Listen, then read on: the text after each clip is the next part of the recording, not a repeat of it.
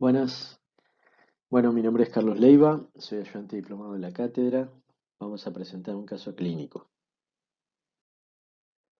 En esta oportunidad les voy a presentar un paciente que vi el año pasado, en el mes de agosto, un varón de 53 años que residía en Chascomús, también oriundo de esa ciudad.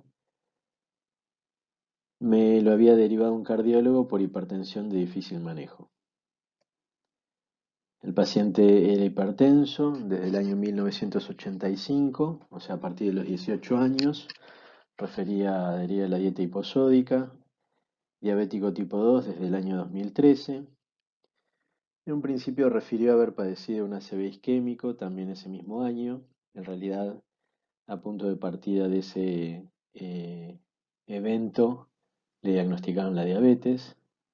Cuando uno lo interrogaba acerca del foco, parecía una parálisis facial periférica, izquierda, con lo cual el dato de haber padecido un ACV isquémico quedaba en duda. Es más, tranquilamente puede ser una forma de presentación de la diabetes, ¿no?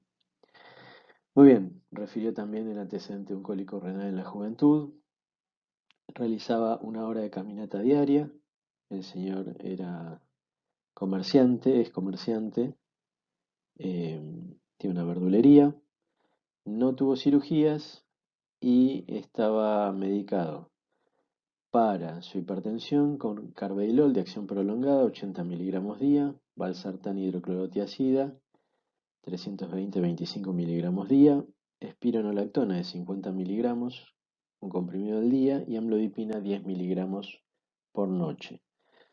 Bueno, y ahí hay otras medicaciones que recibía para su diabetes. En cuanto a los antecedentes familiares, su padre había fallecido a los 56 años por problemas cardíacos, no recordaba si por un infarto. Su madre falleció a los 58 años durante un cateterismo cardíaco. Tenía dos hermanos, uno con hipertensión y el otro no recordaba si tenía antecedentes patológicos. En cuanto al examen físico, se le tomó la presión en ambos brazos. En el brazo derecho registró un promedio de 173,92 milímetros de mercurio y en el brazo izquierdo un promedio de 174,96 milímetros de mercurio, o sea, valores bastante concordantes. En la consulta se registró un peso de 99,2 kilos, una altura de 1,71 m y esto daba un índice de masa corporal de 33,9. En el resto del examen físico, lo único, digamos, que se objetivó positivamente fue un cuarto ruido cardíaco. El paciente traía un laboratorio de fines del mes de abril, donde se veía una glucemia elevada, una hemoglobina glicosilada también elevada, eh, tenía un potasio bajo.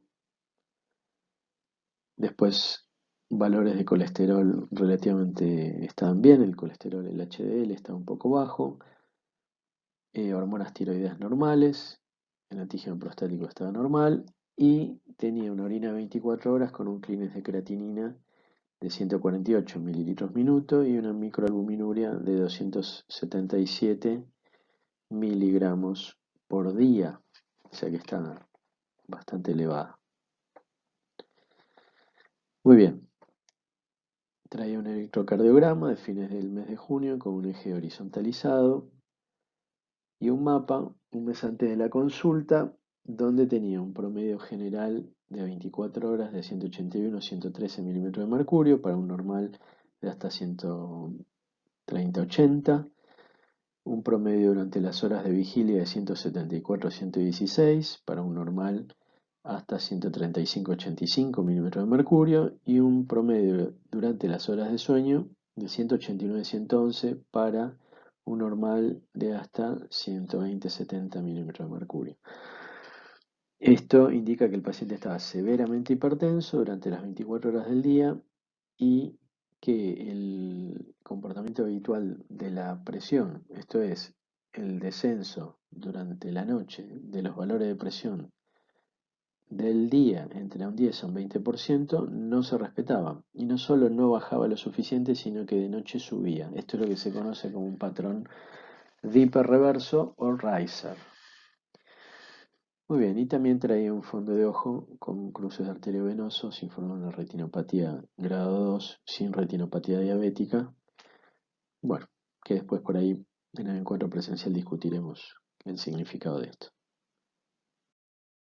Muy bien, entonces podemos reunir y pensar cuáles fueron los datos positivos de este paciente. Y podemos decir que de la anamnesis el paciente era hipertenso de larga data, desde los 18 años. En este momento estaba tratada con 5 medicamentos, diabético desde los 46 años, tenía el antecedente oncólico renal en la juventud y una madre con una muerte cardiovascular precoz. Del examen físico es un hipertenso no controlado, ¿sí? Con valores similares en ambos brazos, y tenía una obesidad grado 1, ¿sí? Entonces, un índice de masa corporal entre 30 a 35.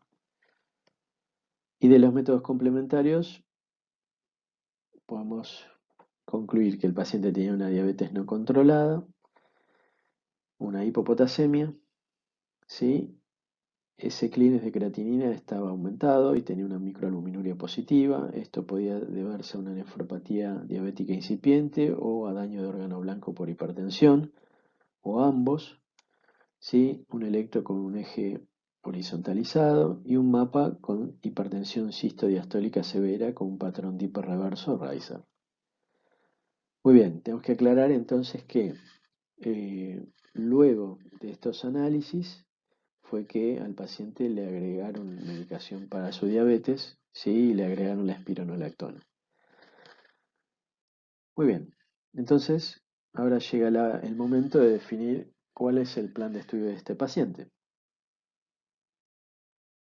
Y lo que hicimos fue solicitarle un laboratorio actualizado eh, por el antecedente de haber tenido cólicos renales, ¿sí? En la juventud se le pidió calcio y paratormona. Recordemos que el hiperparatiroidismo es causa de hipertensión secundaria.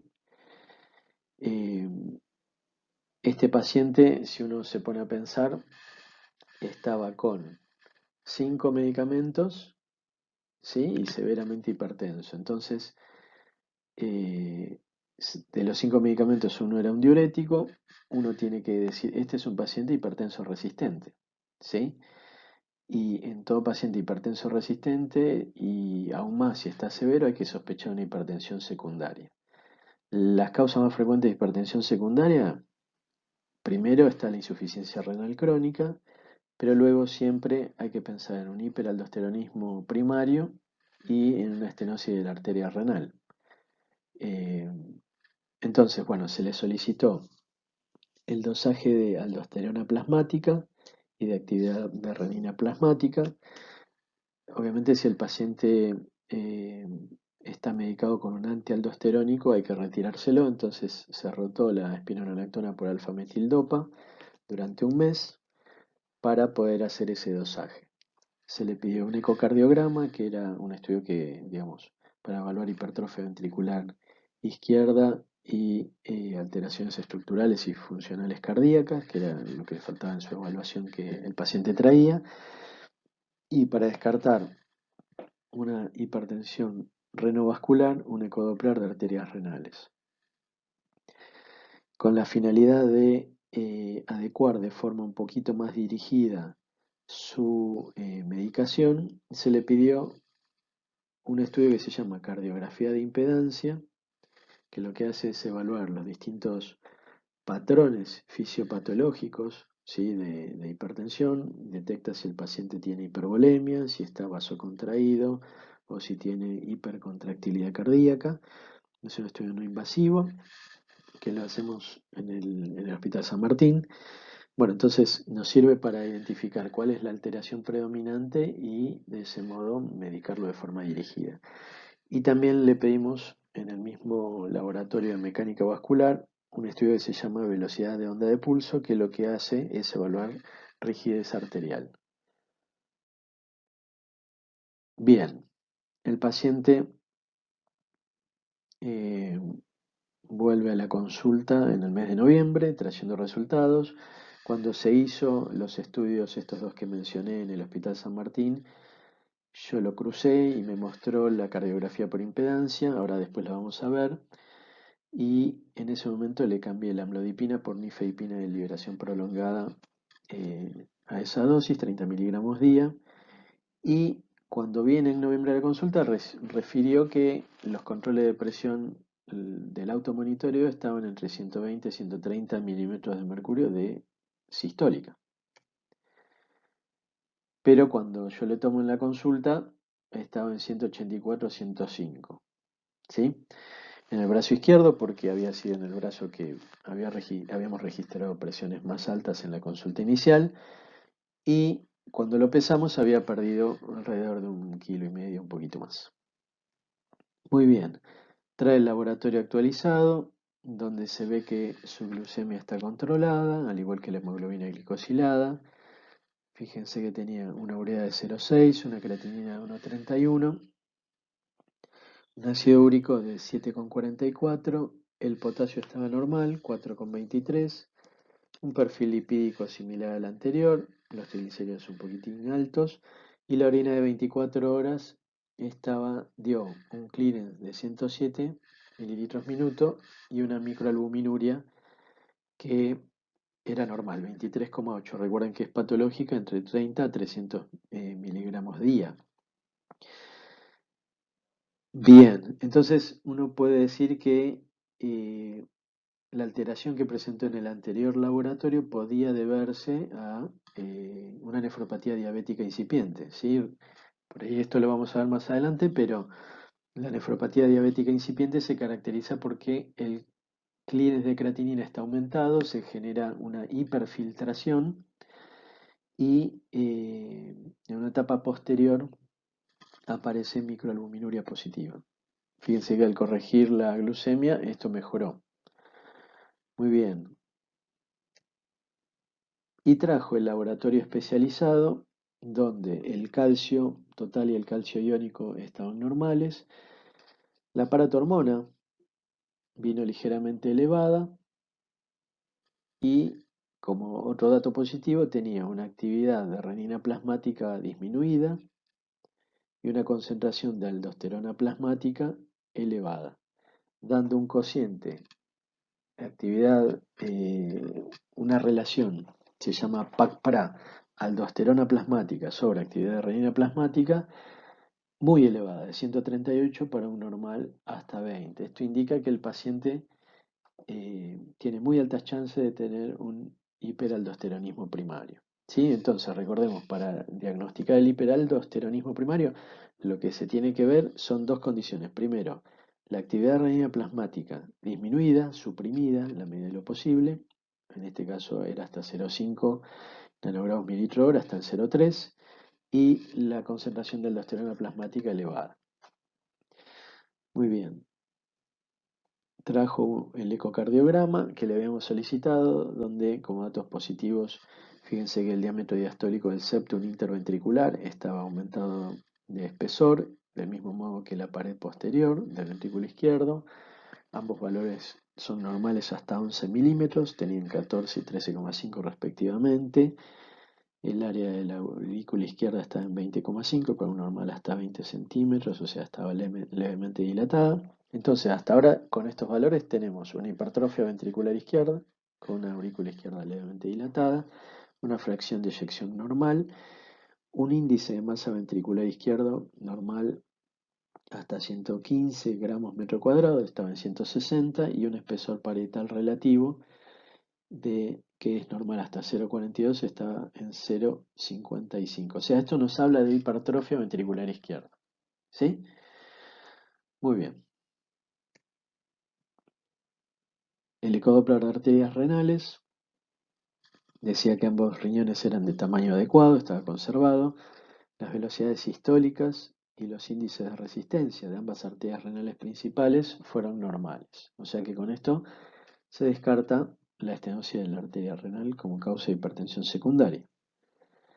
Y acá tenemos los resultados de estos dos estudios hemodinámicos que mencionábamos, la cardiografía por impedancia, muestra que este paciente tenía un índice de resistencia vascular sistémico elevado, ¿sí? De 3.492 para un normal hasta 2.500, como elemento predominante. También tenía elevado levemente los parámetros de contractilidad, el índice de velocidad y el índice de aceleración. Es por esto que la amlodipina, que él la tenía en 10 miligramos día, la amlodipina, si uno aumenta la dosis, no aumenta su efecto terapéutico. Es por esto que, digamos, no se aumenta a 20 miligramos día o a 10 miligramos cada 12, y se le cambió por nifedipina de liberación prolongada, que tiene sí un mayor efecto vasodilatador. Muy bien, y la velocidad de la onda de pulso, que indica rigidez arterial, dio 9,5 metros por segundo y está informada como elevada, o sea, como que este paciente tuviera daño de órgano blanco a nivel arterial. Entonces, con estos resultados, lo que se solicitó a este paciente fue una tomografía con protocolo para glándulas suprarrenales con contraste. Y por esa paratormona ligeramente elevada se le repitió eh, el dosaje junto con calcio y vitamina D. Muy bien, en enero de este año trajo resultados y refería tumefacción y algo de sensibilidad en la mama derecha. En el examen físico los valores de presión habían disminuido, 151,92 milímetros de mercurio, el promedio de 3 tomas en el brazo izquierdo. Trajo unos controles domiciliarios, automonitoreo de la presión arterial, que si bien estaban altos, habían descendido con respecto a los que había traído en la primera consulta, y trajo la tomografía de glándulas suprarrenales donde se veía un engrosamiento en la glándula suprarrenal derecha de 1,1 centímetro que, digamos, tenía características de ser un adenoma suprarrenal.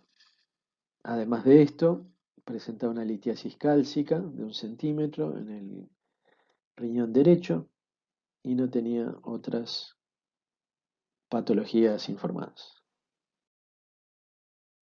Bien, si bien esta no es la tomografía del paciente, tranquilamente, digamos, la alteración que presenta eh, puede ser de él. Fíjense en la glándula suprarrenal derecha, cómo tiene a este nivel un engrosamiento focal chiquito, ¿sí? Que tranquilamente podría corresponder al informe de nuestro paciente.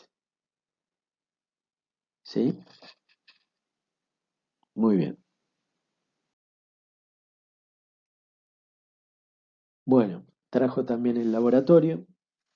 Fíjense que el calcio por segunda vez vino normal.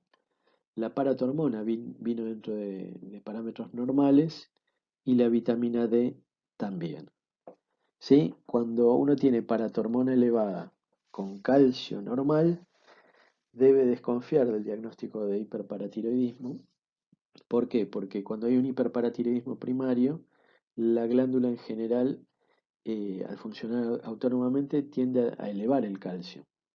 En cambio, cuando el calcio está normal, uno tiene que pensar que el mecanismo de regulación de la calcemia se encuentra alterado por otro mecanismo. Tranquilamente podría ser, por ejemplo, por un déficit de vitamina D. Entonces, al estar la vitamina D baja, la paratormona aumenta de forma compensatoria para normalizar la calcemia. Bueno, en este caso, en el último análisis vinieron todos los valores normales, así que quizás fue un error de laboratorio que estaba ahí en el límite del anterior. Muy bien, entonces con estos resultados lo que se sugirió al paciente y el paciente aceptó fue operarse de ese adenoma suprarrenal, eh, arreglando el diagnóstico de hiperaldosteronismo primario eh, como causa de su hipertensión. Y debido a esa tumefacción y sensibilidad en la mama derecha, tenía una ginecomastia, un agrandamiento de la glándula mamaria derecha, con algo de dolor. Esa puede ser un efecto adverso de la espironolactona. Se rotó por eplerenona de 100 miligramos día. Bueno, el paciente tardó en hacer la consulta con el cirujano. Cuando se decide operar en el mes de marzo, ya tenía fecha quirúrgica para el 27 de marzo. eh, Unos días antes se declaró la cuarentena y bueno, como esta era una cirugía programada y demás, no se llegó a concretar. Así que el paciente está con tratamiento médico actualmente a la espera de poder operarse. Entonces, los mensajes clave que les dejo de este caso son: primero, debemos sospechar hipertensión secundaria si el diagnóstico se hizo antes de los 30 años. ¿Sí? Estoy hipertenso diagnosticado antes de los 30 años, hay que pensarla. Segundo, debemos sospechar hipertensión secundaria si cumple criterios de hipertensión resistente. O sea, un paciente medicado con 3 fármacos de primera línea, uno de ellos un diurético a dosis máxima, debemos sospecharla. Muy bien. También debemos sospecharla ante signos o síntomas de otra enfermedad que pueda causar hipertensión. Tranquilamente, por el hecho de haber padecido cólicos renales y nosotros también objetivamos una litiasis renal, podría este paciente haber padecido un hiperparatiroidismo primario y esa es causa de hipertensión secundaria. Bien, debemos sospechar específicamente un hiperaldosteronismo primario si el paciente tiene hipertensión y además hipocalemia, esto es potasio bajo, ¿sí? Ya sea de forma espontánea o inducida por diuréticos, ¿sí? O ante pacientes con hipertensión leve a moderada pero con un daño de órgano blanco desproporcionado. Por ejemplo, si hay una marcada hipertrofia ventricular izquierda o si hay un evento cardiovascular a edad temprana, por ejemplo, un ACV o un infarto. Y por último, siempre sospechar hipertensión secundaria ante valores de presión arterial severamente elevados, ya sea con el paciente medicado o no. Bueno, espero que este caso les sirva, les haya servido, les haya ayudado a pensar. Eh, Y bueno, nos vemos en el encuentro presencial. Un saludo. Hasta luego.